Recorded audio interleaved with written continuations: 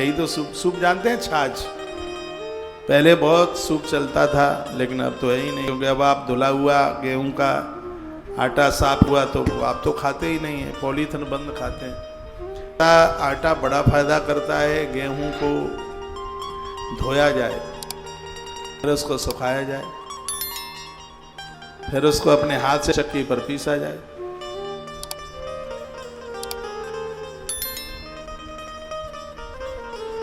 Piece लिया, उसको छाना जाए। आटा वही फायदा करता है जिसमें भूसी निकलती है, और भूसी के ऊपर माता का अधिकार है, परोथन के ऊपर चींटियों का अधिकार है। रोटी बनाते बनाते वो थोड़ा आटा रह जाता है परात में, उसे द्वारा से कनस्तर में नहीं डाला जाता, उसको इकट्ठा करके वो चींटियों को डाला जाता है। इससे घर में बरकत होती है। आटे में थोड़ा सा चने का आटा डाला जाए, इससे उस आटे का दोष समझा। चना स्वास्थ्य के लिए तो लाभदायक है ही, विचारों के लिए भी ये बहुत लाभदायक है। डायबिटीज को तो सीधा गेहूं खाना ही नहीं चाहिए, इसी चीज का उसमें आटा मिलाएगा। आटे के साथ रामरस बहुत फायदा करता है, कच्चा नमक फायदा नहीं करता। ये रामरस मैं कहूँगा दिन में हो पावे तो रात को तो आप ही रोटी खाइए जिसमें आटे में थोड़ा चने का आटा, थोड़ा सा उसमें रामरस हो, इसे अजवाइन डाल लिया उसमें। पेट में गैस नहीं बनेगी, पेट फूलेगा नहीं, रात को नींद भी आराम से आ जाएगी। फूल गोभी मत खाइए, अरबी मत खाइए, ये जो बादी की जो गरिष्ठ चीजें हैं रात्रि में मत लीजिए। अपना थोड़ा स्वास्थ्य का ध्यान रखें। अस्त होने से पहले भोजन कर लेते हैं, उनके सोने में और भोजन में घंटे का अंतर रहता है, वो तो कभी बीमारी नहीं हो सकती। आज इतनी दवाइयाँ हैं, भसक का भर भर के दवाइयाँ, किसी का घुटना दुख रहा है, किसी की कमर दुख रही है, ये लापरवाही आपकी है। तो वो तो यही बात हो गई, आप बेल मार मुझे, पैसा खर्च कर करके बीमारियों को लाया जा रहा है। समय से उठते नहीं है, जागते नहीं है। भगवान शंकर ने एक ग्रंथ है जिसका नाम है गुरु गीता। भगवान महादेव ने पार्वती को कहा कि हे देवी, जो भोर में जल्दी नहीं जगते वो कभी ब्रह्मचारी नहीं हो सकते। ब्रह्मचारी का मतलब इंद्रियां उन्हें बस में नहीं हो सकती, वो लोलुप हैं, वो कामी लोग हैं, वो विलास हैं, वो भोगी हैं, वो वासना में गड़े हुए लोग हैं, जो भोर में जल्दी नहीं जाग पाते। रोगी को रात में नींद नहीं आती, योगी को भोर में नींद नहीं आती।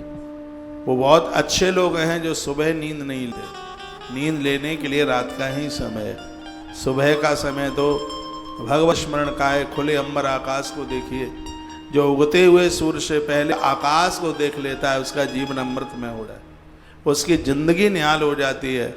वह बीमारियों को जीत लेता है, कोई बीमारियां उसको टच नहीं करती।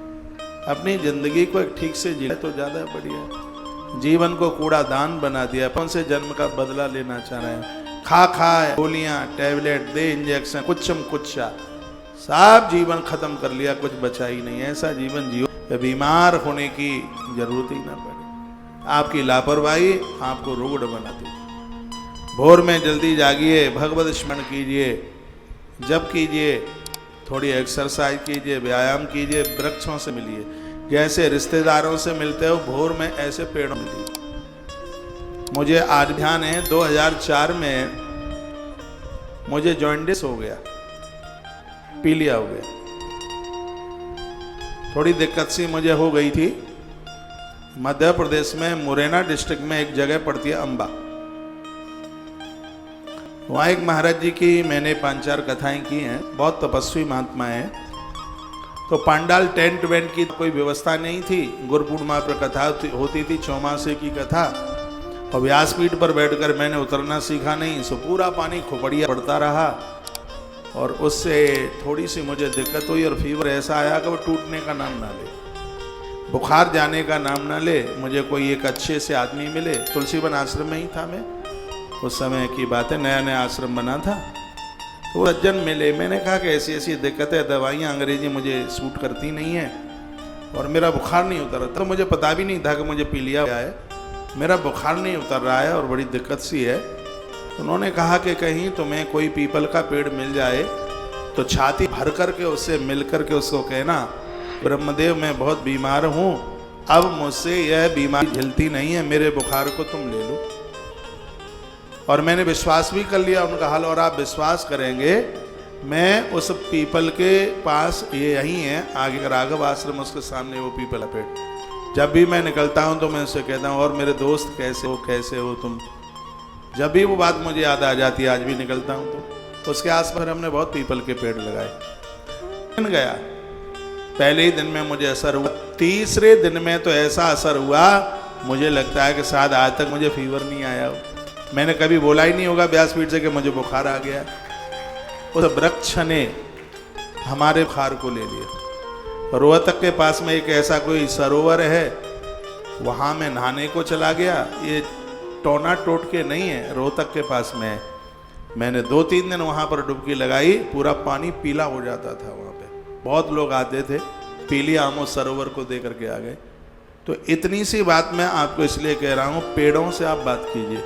महात्मा भीष्म ने वृक्षों के बारे में बहुत कुछ कहा। वन पर्व है उसका, महाभारत का, युधिष्ठिर को उन्होंने कथा सुनाई है।